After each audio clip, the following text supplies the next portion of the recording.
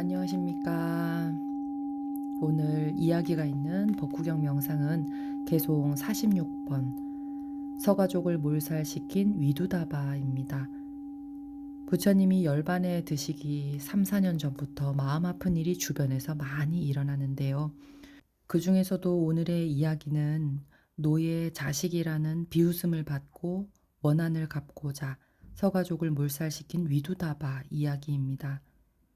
부처님의 혈육들이 죽어가는 현장을 지켜볼 수밖에 없었던 안타까운 이야기를 담은 이 개송은 사바세계 오용락으로 살아가는 이들이 지관하지 않으면 또다시 서로서로 가해자와 피해자로 주고받으면서 끊임없이 윤회하기를 반복하고 무르익은 인연과보는 깨달은 부처님도 말릴 수가 없고 해결할 수도 없다는 큰 깨달음을 다시 한번 되새기게 합니다. 오늘도 여러분들과 평소 어떻게 내 마음을 잘 가꾸어서 평온하고 행복함에 이르를 수 있는지 명상을 해보도록 하겠습니다. 자, 그러면 몸과 마음의 긴장을 풀어줄 호흡 명상으로 시작해 보겠습니다. 여러분들이 지금 계시는 자리에서 편안한 자세로 앉아봅니다.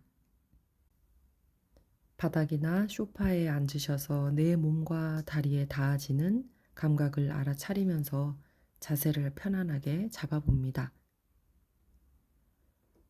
허리는 반듯하게 펴시고 양쪽 손은 단전으로 모으세요. 또는 무릎 위에 살며시 올려놓아도 좋습니다. 어깨에 힘이 들어갔다면 어깨에 힘을 빼시고 목을 고추 세우시면서 눈을 살며시 코끝으로 응시해 봅니다.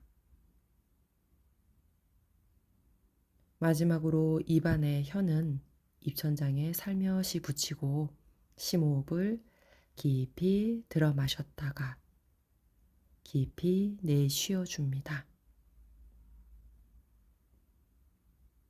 주의력을 코끝에 두고 호흡은 자연스럽게 들숨과 날숨, 들숨, 날숨. 자, 심호흡을 크게 하시고 5분 명상 해보겠습니다.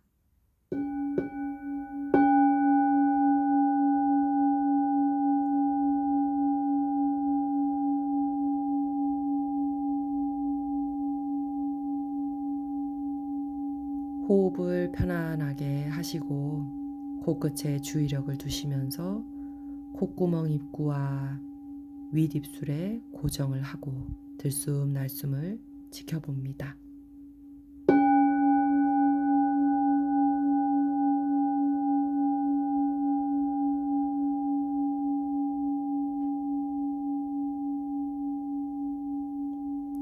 깊이 들이마시고 내쉬면서 호흡에 끊임없이 일어나고 사라짐을 살펴봅니다.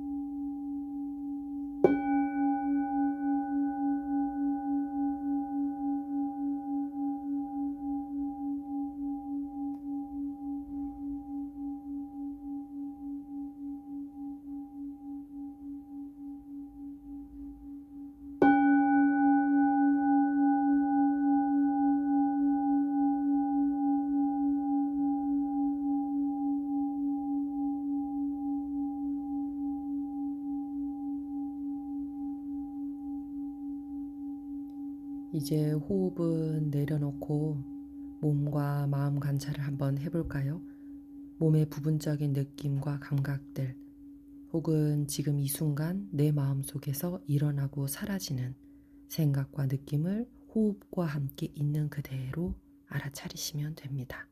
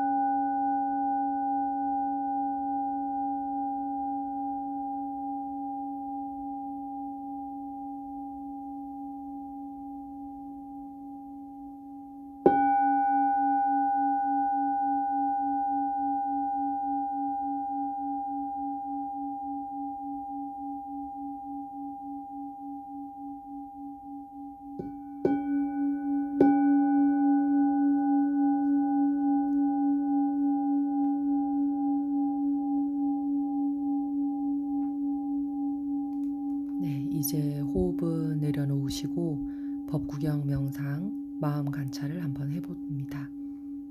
법구경 개송을 경세 소리와 함께 3번 독송합니다.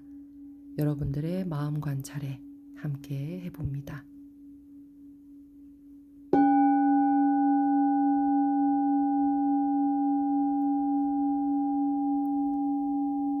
쾌락의 꽃을 따 모으느라 제정신이 없는 사람들을 죽음이 휩쓸어 간다.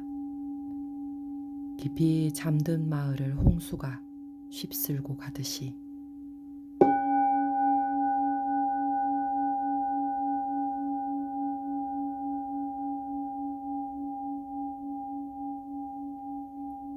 쾌락의 꽃을 따 모으느라 제정신이 없는 사람들을 죽음이 휩쓸어 간다. 깊이 잠든 마을을 홍수가 휩쓸어 가듯이.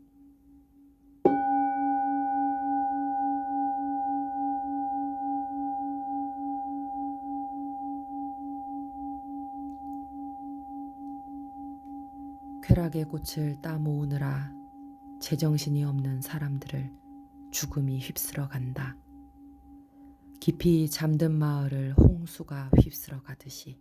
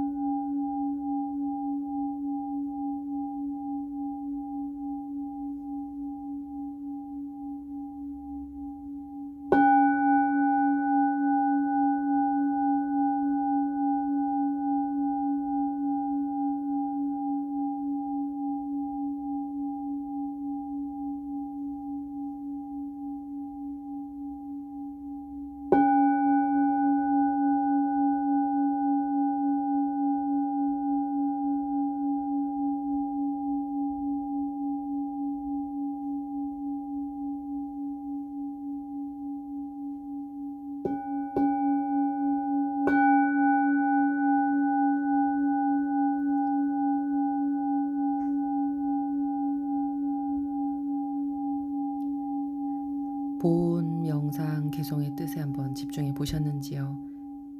우리가 호흡 속에서 개송에 주의력을 기울여서 지속적으로 부처님 말씀을 듣다 보면 온전하게 나에게 들어오게 됩니다. 오늘은 부처님께서 사왓디에 계실 때 서가족 위두다바, 한역으로는 유리왕입니다. 위두다바 왕자와 그의 부하들이 홍수에 휩쓸려 죽은 사건과 관련해서 개송 47번을 설하셨습니다. 부처님께서 78살쯤에 당신의 혈육, 친척, 서가족들이 몰살당하는 충격적인 일이 발생합니다. 물론 세상에는 그냥 생기는 일은 없겠지만 부처님의 친족, 서가족의 천륜으로 맺어진 인연은 이미 출가함으로써 끊어졌지만 그래도 이상합니다. 깨달음을 이룬 부처님의 종족이라는 자부심으로 계를 잘 지키고 지내던 서가족이 비참하게 멸족되어서 카필라 왕국이 역사에서 사라진 일은 이해할 수가 없습니다. 그러나 부처님은 우리의 인과가 이번 금생뿐만 아니라 과거생에 지었던 악업을 고려해보면 인과법칙은 아주 공정한 것이라고 합니다. 따라서 우리는 잘 살아야 합니다. 윤회를 멈추기 위해서. 이제 이야기 본론으로 들어가 보면 어느 날 부처님의 제자 수천 명의 비구들이 급고독 장자와 신도들의 집으로 탁발하는 모습을 코살라국 파사익 왕이 궁정 발코니에 서서 거리를 내다보게 되면서 그 광경을 지켜봅니다. 이 모습을 본 파사익 왕도 부처님과 승가 공양을 올리고 싶어졌는데, 그래서 왕궁으로 비구 500여 명을 매일 초청하게 됩니다.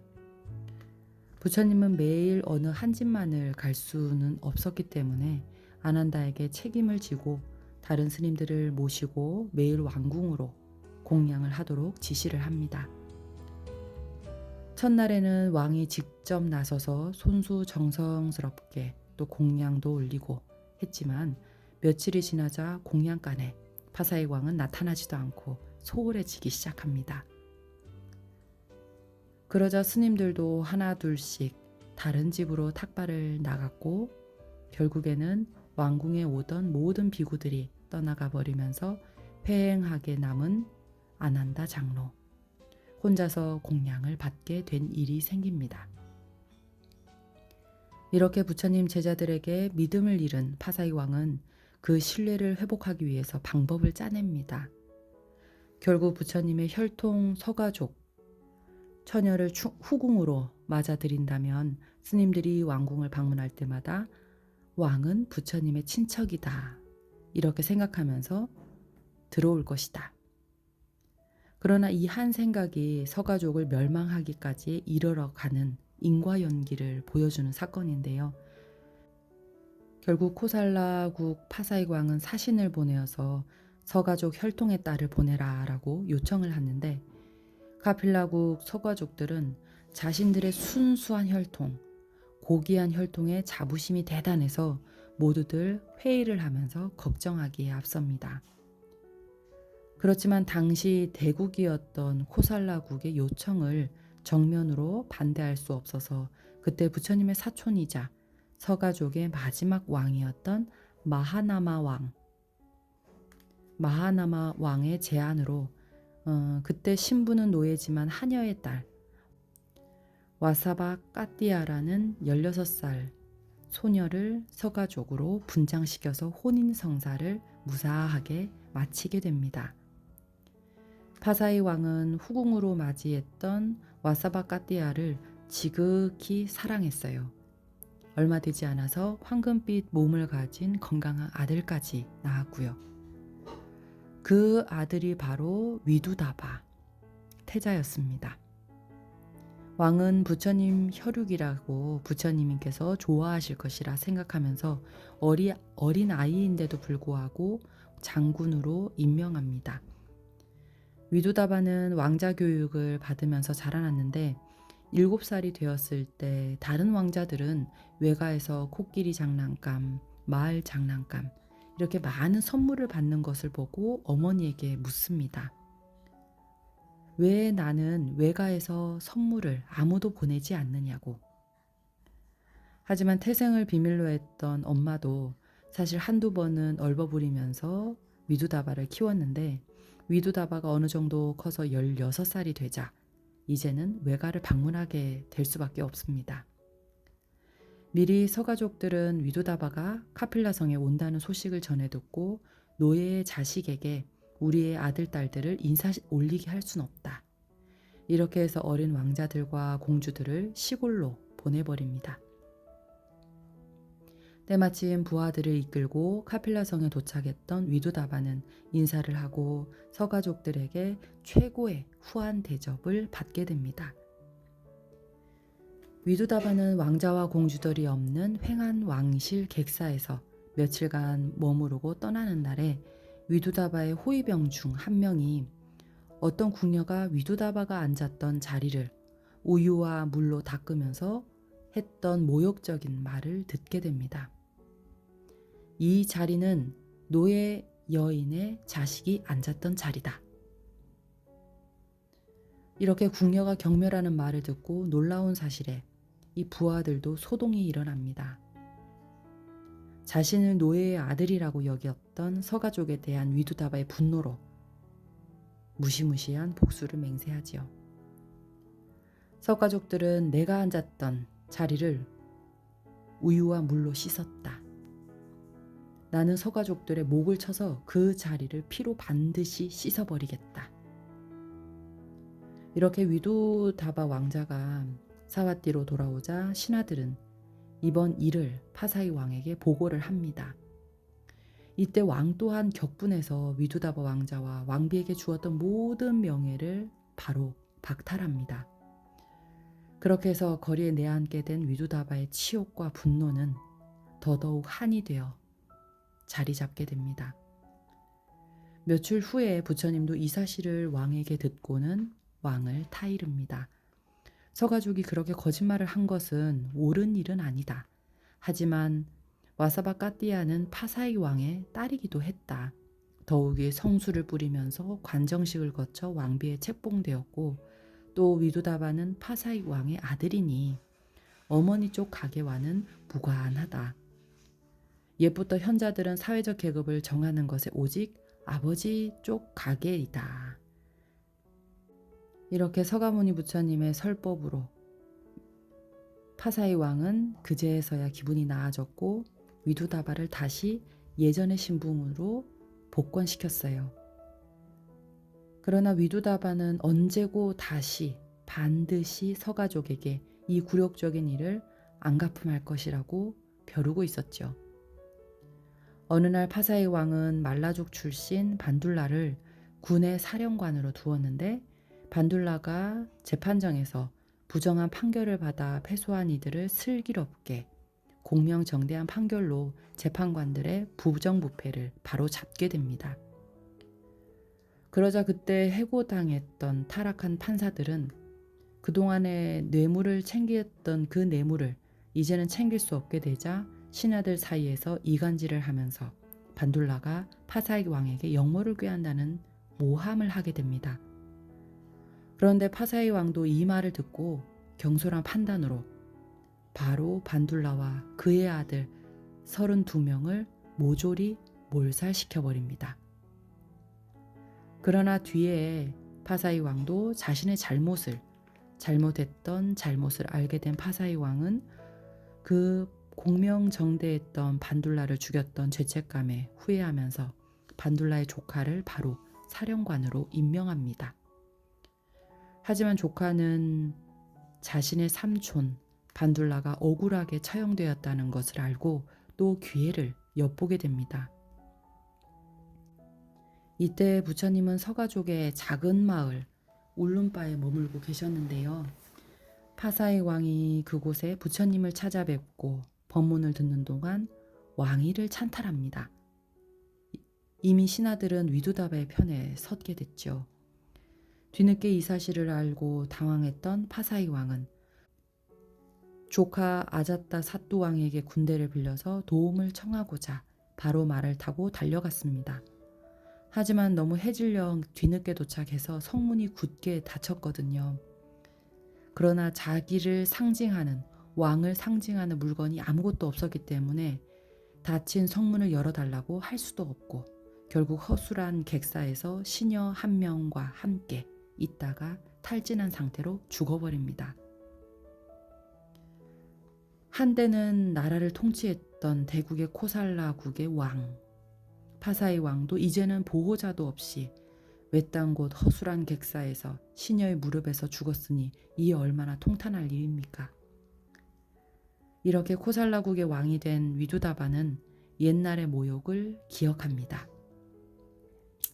곧바로 서가족부터 처단하고 봐야겠다. 이렇게 생각하고는 군대를 이끌고 카필라성으로 진군을 해나가기 시작합니다. 카필라성은 부처님의 탄생한 곳이죠. 카필라성은 부처님이 탄생한 곳입니다. 그날 부처님이 새벽에 산매에 들어 세상을 관찰하시다가 자신의 종족이 바람 앞에 등불이라는 신세를 관찰하게 됩니다. 안타까운 마음에 부처님은 위두다바가 석양 무렵에 카필라 국경에 도착했을 즈음 길가에 작고 앙상한 나무 밑에서 앉아 계십니다. 위두다바는 앞으로 나아가서 정중하게 절하고 말합니다. 사문이시여, 햇볕이 뜨거운데 저 옆에 무성한 나무 그늘을 두고 왜 앙상한 나무 밑에 앉아 계시는지요. 그러자 부처님은 조용히 왕을 보시면서 대왕이시여, 남의 숲 그늘이 아무리 번성하고 시원하다 해도 결국 친족의 그늘이 시원한 법이지요. 이때 위두다바는 부처님께서 당신의 종족을 보호하려고 오셨다는 것을 알고는 군대를 철수해서 돌아갔는데요. 이렇게 사실 3번씩이나 부처님이 대처로 위두다바의 공격을 막아냅니다. 하지만 마지막 4번째, 부처님은 서가족들의 과거 악업이 무르익어서 초래된 과보였기 때문에 더 이상 위두다바를 막진 않으십니다. 이렇게 해서 4번째 위두다바의 진군으로 카필라성에 도착한 위두다바는 부하들에게 나는 서가족이다 라고 말하는 자들은 모두 죽이지만 나의 외할아버지 마하나마 왕을 따르는 자들은 죽이지 마라 라고 명했습니다. 이때 살해되었던 서가족이 남녀노소, 젖먹이, 어린아이까지 피로 강을 이루었다고 합니다. 더군다나 서가족은 부처님 가르침을 내세워서 살생을 금하였기 때문에 바로 항복을 외쳤지만 이미 위두다바의 오랜 수건이 한이 되었기 때문에 미친 듯이 칼을 휘둘렀습니다. 그러나 마지막으로 마하나마 왕을 따르는 무리 한 500여 명을 포로로 묶어놓고는 서가족을 위두다바 스스로 한 명씩 차례로 목을 베자니 시간이 너무 오래 걸려서 서가족 스스로 커다란 구덩이를 파도록 명합니다. 모두 생매장에서 코끼리로 밟아 죽일 생각이었거든요. 그때 마하나마 왕은 서가족의 비참한 최후를 참아 볼 수가 없어서 위두다바에게 간절하게 청합니다. 나의 외손자시여, 부디 종족을 구할 기회를 한 번만 주시오. 내가 저 연못 물속에 들어가 있는 동안만이라도 서가족이 도망가는 것을 허락해 주오. 만일 내가 숨을 참지 못해 물 밖으로 나온다면 그때 나와 남은 사람들을 죽여도 괜찮지 않겠소. 위두다바는 마하나마 왕의 제안이 꽤 재미있는 일이라 생각하고 허락합니다. 이렇게 연못에 뛰어든 마하나마 왕. 이때 서가족들은 서로 부딪히면서 넘어지고 살기 위해서 서로 짓밟고 도망치기 시작합니다. 아비규환의 지옥이 따로 없는 처참한 모습을 지켜보는 위두다바는 웃음을 터뜨립니다. 하지만 도망치는 사람들의 모습이 시야에서 서서히 사라지는데 마하나마 왕은 물 위로 떠오르지 않자 이상하게 여긴 위두다바 병사가 물속을 뛰어들어가 살펴봅니다.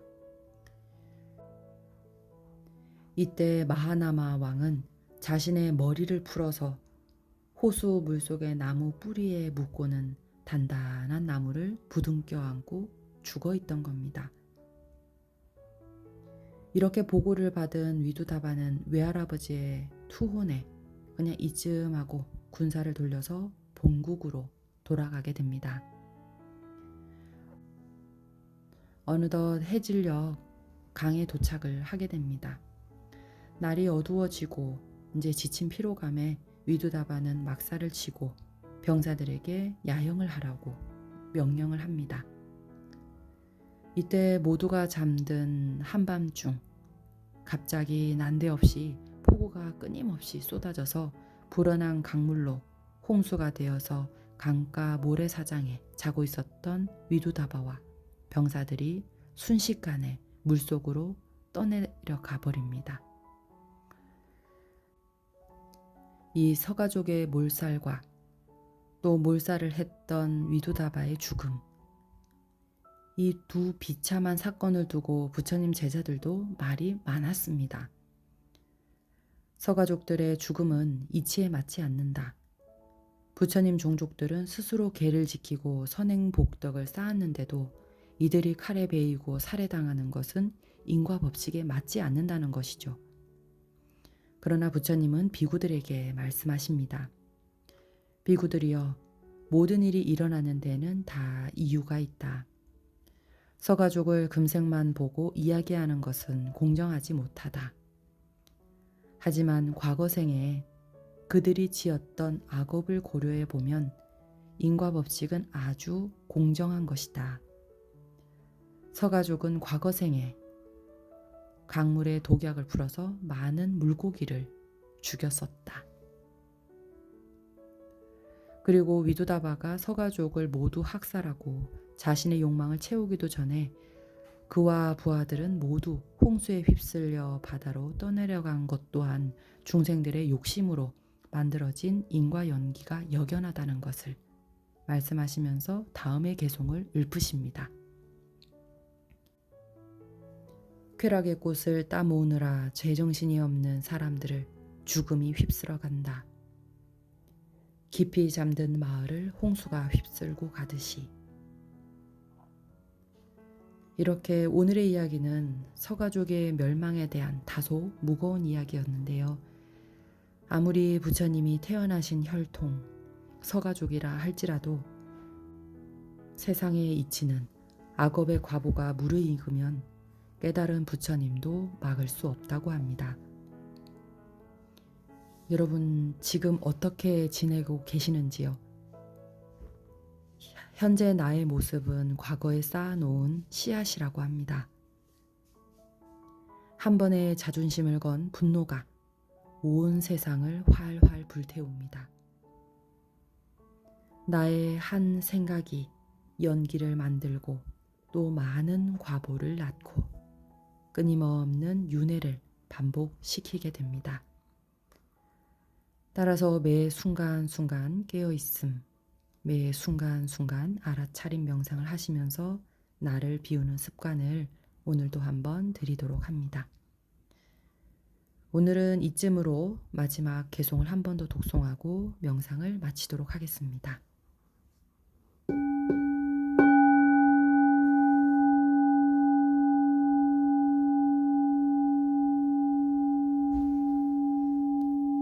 쾌락의 꽃을 따 모으느라 제정신이 없는 사람들을 죽음이 휩쓸어 간다. 깊이 잠든 마을을 홍수가 휩쓸고 가듯이